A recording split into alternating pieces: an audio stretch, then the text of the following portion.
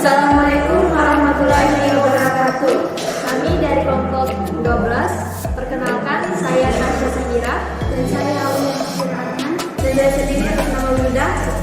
Pertama-tama, marilah kita panjatkan puji dan syukur atas kehadiran Allah Subhanahu wa Ta'ala karena telah memberikan kami kesempatan untuk memaparkan materi kami yang berjudul Tinjauan Al-Quran tentang Gharar, Maisir dan implikasinya bagi perekonomian. Dan tak lupa pula kita kirimkan salawat dan taslim atas junjungan Nabi besar kita Muhammad SAW. Baiklah, untuk mempersiapkan waktu, langsung saja kami akan memaparkan materi kami. Terima kasih atas kesempatan yang diberikan. Berdirinya saya di sini karena saya akan membahas materi mengenai tinjauan Al-Quran tentang gharar, maisir dan implikasinya bagi perekonomian. Yang pertama itu kita masuk di bagian pengertian gharar dan maisir. Nah, pengertian gharar atau takdir adalah istilah dalam kajian hukum Islam yang berarti keraguan, tipuan atau tindakan yang bertujuan untuk merugikan orang lain. Nah, gharar dapat berupa suatu akad yang mengandung unsur penipuan karena tidak adanya kepastian, tidak adanya mengenai atau tidak adanya objek akad atau besar kecilnya jumlah maupun kemampuan dalam menyerahkan objek yang disebutkan tersebut. Nah, menurut Imam An-Nawawi, gharar merupakan unsur akad yang dilarang dalam syariat Islam. Nah, pengertian maisir sendiri itu adalah transaksi yang digantungkan pada suatu keadaan yang tidak pasti atau bersifat untung-untungan. Nah, maisir ini identik dengan kata qimar. Adapun menurut Muhammad Ayyub, baik maisir maupun qimar dimaksudkan sebagai permainan untung-untungan, atau dengan kata lain, maisir ini adalah sebagai perjudian. Nah, selanjutnya itu kita masuk di pengertian, kita masuk di jenis-jenis gharar. Yang pertama itu jual beli barang yang belum ada atau ma'qud, seperti pada jual beli habal al-habal atau janin dari hewan ternak. Yang kedua itu jual beli barang yang tidak jelas atau masyhur, baik yang mutlak seperti pernyataan seseorang. Saya menjual barang dengan harga Rp1.000, tetapi barangnya tidak diketahui secara jelas, atau secara ucapan seseorang, aku jual mobilku ini kepadamu dengan harga 10 juta, namun jenis dan sifat-sifatnya itu tidak jelas, seperti ucapan seseorang, aku jual tanah kepadamu seharga 50 juta, namun ukurannya itu tidak diketahui. Yang ketiga itu jual beli barang yang tidak mampu diserah terimakan, yang dimana jual beli seperti itu jual beli budak yang kabur atau jual beli mobil yang dicuri. Ketidakjelasan ini juga terjadi pada harga barang dan pada akad jual belinya. Selanjutnya kita masuk ke pembahasan mengenai hukum gharar.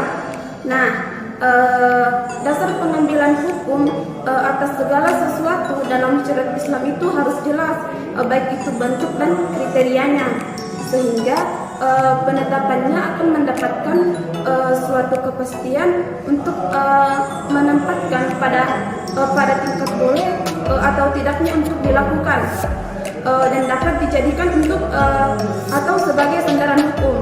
Nah, sudah jelas bahwa hukum terhadap sesuatu didasarkan atau hasil dari persepsi tentang sesuatu tersebut. Sedetail apapun pengetahuan kita terhadap berbagai hal yang berkaitan dengan gharar akan menentukan ketidakadilan kita dalam menundukkan masalah berbagai transaksi yang dianggap sebagai bentuk transaksi gharar, dan mampu untuk menjelaskan tentang hukum-hukumnya, baik itu bentuk transaksi gharar dan maupun untuk menjelaskan tentang hukum-hukumnya, serta menetapkan berbagai alternatif pengganti dari transaksi yang diisyaratkan. Adapun menurut Ibnu Taimiyah menjelaskan bahwa pelanggaran terhadap transaksi gharar didasarkan kepada larangan Allah Subhanahu wa Ta'ala cara yang tidak dibenarkan atau batil. Nah, menurut Ibnu Taimiyah, di dalam gharar tersebut unsur memakan harta orang lain dengan cara batil. Baik, yang selanjutnya itu hukum maisir. Al-maisir atau perjudian terlarang dalam syariat Islam dengan dasar Al-Quran, As-Sunnah, dan Ijma. Dalam Al-Quran terdapat firman Allah yang artinya, "Wahai orang-orang yang beriman, sesungguhnya meminum khamar, berjudi atau berkorban untuk berhala, mengundi nasib dengan panah adalah termasuk perbuatan setan. Maka jauhilah perbuatan itu agar kamu beruntung." Quran Surah Al-Maidah ayat 90. Dari As-Sunnah terdapat sabda Rasulullah SAW, "Barang siapa yang menyatakan kepada saudaranya, 'Mari aku bertaruh denganmu,' maka hendaklah dia bersedekah." Dalam hadis ini, Nabi Muhammad SAW menjadikan ajakan bertaruh baik dalam pertaruhan atau muamalah sebagai sebab membayar kafarat dengan sedekah. Ini menunjukkan keharaman pertaruhan. Selanjutnya itu tafsir gharar. Tafsir surah An-Nisa ayat 29. Paragraf di atas merupakan surah An-Nisa ayat 29. Terdokumentasikan berbagai penafsiran dari banyaknya fasir terkait makna surah An-Nisa ayat 29, diantaranya seperti di bawah ini. Yang pertama itu tafsir Al-Muyassar. Kementerian Agama Saudi Arabia, "Wahai orang-orang yang beriman kepada Allah dan Rasul-Nya serta melaksanakan syariatnya, tidak halal bagi kalian untuk memakan harta sebagian kalian kepada sebagian yang lainnya tanpa didasari hak, kecuali telah sejalan dengan syariat dan penghasilan yang dihalalkan yang bertolak dari adanya saling ridho dari kalian." Yang kedua itu tafsir Al-Muhtasar atau Markas Tafsir Riyadh di bawah pengawasan Syekh Dr. Salih bin Abdullah bin Humad, Imam Masjid Haram. "Wahai orang-orang yang beriman kepada Allah dan mengikuti Rasul-Nya, janganlah kalian mengambil harta orang lain secara batil, seperti merampas, mencuri, suap menyuap, dan lain-lain, kecuali harta itu menjadi barang dagangan berlandaskan kerelaan antara pihak yang berakat." Yang ketiga tafsir Al-Madinah Al-Munawwarah atau Markas Tazhid Al-Quran di bawah pengawasan Syekh Prof. Dr. Imad Suhair Hafiz, Profesor Fakultas Al-Quran Universitas Islam Madinah. Setelah Allah menjelaskan cara berlaku terhadap diri dengan menikah, kemudian Allah menjelaskan secara berlaku terhadap harta yang dapat digunakan untuk menjalankan pernikahan dan pembelian budak wanita, sehingga dia melarang hamba-hambanya yang beriman dan dari memakan harta orang lain dengan cara yang batil, yaitu mencari harta dengan cara yang dilarang oleh syariat seperti mencuri, menipu, mengutil, berjudi, dan berinteraksi dengan riba. Selanjutnya itu tafsir maisir. Surah Al-Maidah ayat 90. Tafsir surah Al-Maidah ayat 90. Paragraf di atas merupakan surat Al-Maidah ayat 90. Terdapat berbagai penjelasan dari berbagai ahli ilmu terkait makna surah Al-Maidah ayat 90, antara lain seperti yang terlampir. Yang pertama, tafsir Al-Muyassar atau Kementerian Agama Saudi Arabia. "Wahai orang-orang yang beriman kepada Allah dan Rasul-Nya serta melaksanakan syariatnya, sesungguhnya khamar, yaitu segala yang memabukkan dan menutup kesadaran akal, dan maisir, yaitu perjudian yang mencakup seluruh jenis pertaruhan dan lainnya, yang di dalam prakteknya terdapat taruhan dari kedua belah pihak dan menghalangi dari mengingat Allah, dan ansab, yaitu batu yang dahulu kaum musyrikin melakukan penyembelihan di sisinya sebagai bentuk pengagungan terhadap tegakkan untuk diibadahi demi mendekatkan diri kepadanya, dan Aslam yaitu anak panah yang dahulu orang-orang kafir mengundi nasab mereka dengannya sebelum bergerak untuk melakukan sesuatu atau mengurungkan niat darinya. Sesungguhnya semua itu merupakan perbuatan dosa dan tipu daya yang dibuat indah oleh syaitan.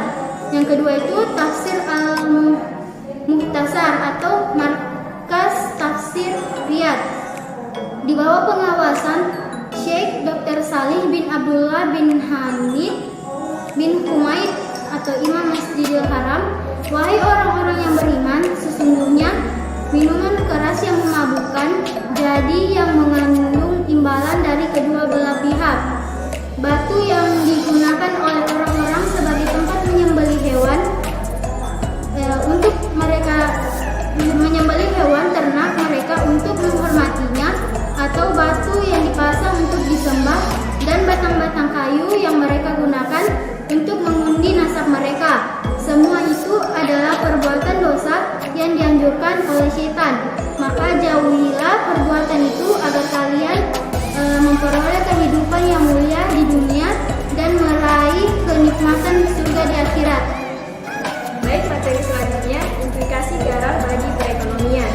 Sistem keuangan modern juga sangat labil karena secara sistematik memfasilitasi kegiatan spekulasi. Yang pertama, pasar uang telah menjadi arena perjudian legal terbesar di dunia. Yang kedua, sejak runtuhnya sistem Bretton Woods pada 1973, gap antara perdagangan uang dan perdagangan barang semakin melebar dengan kecepatan yang semakin tinggi. Yang ketiga, menurut BIS, pada April 2004 rata-rata volume transaksi harian falas mencapai US dollar 1,9 triliun yang terdiri dari transaksi spot 0,6 triliun dan transaksi derivatif 1,3 triliun. Sedangkan volume transaksi yang terjadi pada perdagangan dunia di sektor real hanya US dollar 6 triliun setiap tahun. Ketidakseimbangan sektor moneter dan sektor real akan memunculkan krisis. Yang pertama, sepanjang abad 20 telah terjadi lebih dari 20 krisis ekonomi yang kesemuanya merupakan krisis finansial. Transaksi perdagangan umumnya mengandung resiko untung dan rugi. Hal yang wajar bagi setiap orang berharap untuk selalu mendapatkan keuntungan, tapi belum tentu dalam setiap usahanya akan mendapatkan keuntungan.